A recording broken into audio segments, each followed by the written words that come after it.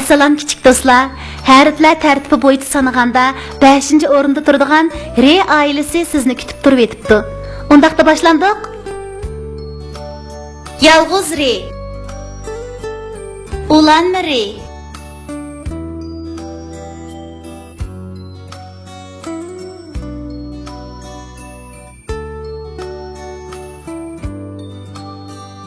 Ravabimning tarisini cho'qib oldi to'michuq.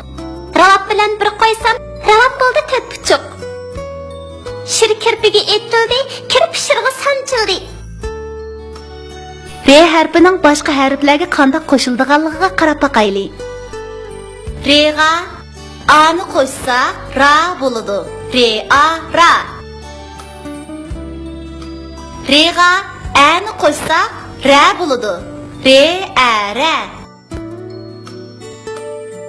A Re ar. Te a ta re tar. Ağa ran qo'shsak ara bo'ladi.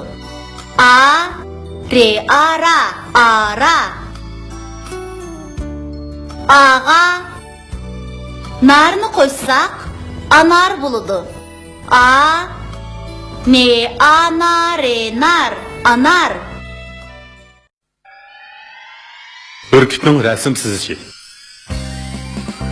Burkutning rasm kursiga qatnashayotganiga xeyli kunlar bo'lgan ekan. U rasm sizishni bakda yaxshi ko'rdi ekan. U dars oraliqida raketa, ravaq qatorliqlarning rasmini sizib bo'lgandan keyin yana nima sizishni zotli bilinmabdi. Bir kuni o'rmonlikqa berib sizadigan obyekt topolmay xiyol surib o'ltirsa, o'rmon ichidan bir sher chiqib kelib, bir quram tosh ustiga chiqib uxlab qoldi. Fursatni g'animat bilgan Burkut darhol sherning uxlab yotgan qiyofatini sizishga boshlabdi. Rasmni sizib bo'lay deganda havo shaharida o'ltirib sayr qilayotgan ikki o'quvchi bu yerdan o'tib qoldi. Ular Burkutning rasm sizalaydiganligiga hayron qilib, uning rasm sizishini aniqroq ko'rish uchun pashlagan ekan. Sher uyg'onib ketibdi-da, g'alati havo shaharini ko'rib badar qechibdi. Burkut rasmni bitiranmaganiga afsuslanib, "Sher aka, to'xta! Men texi rasmni sizib bo'lmadim" deb Sherning kaynidan qo'llabdi. Sher havo shaharidan bakli qo'qib ketganlikdan udulidagi yo'g'on bir daraxtga jong'ida usib yiqilibdi. Tishlarimi sunib ketibdi. Shundan keyin Sher hargiz sirtda uxlab qolmaydigan bo'ldi. Burkut bo'lsa, ta hozirgacha chal rasmni bitirib olish uchun eliqi quram toshning yanida Sher qachon kelib tosh ustida uxlaydi ekan deb uni saqlab, qalamini siyog'ichilab, engakini yo'lab o'ltirarmish.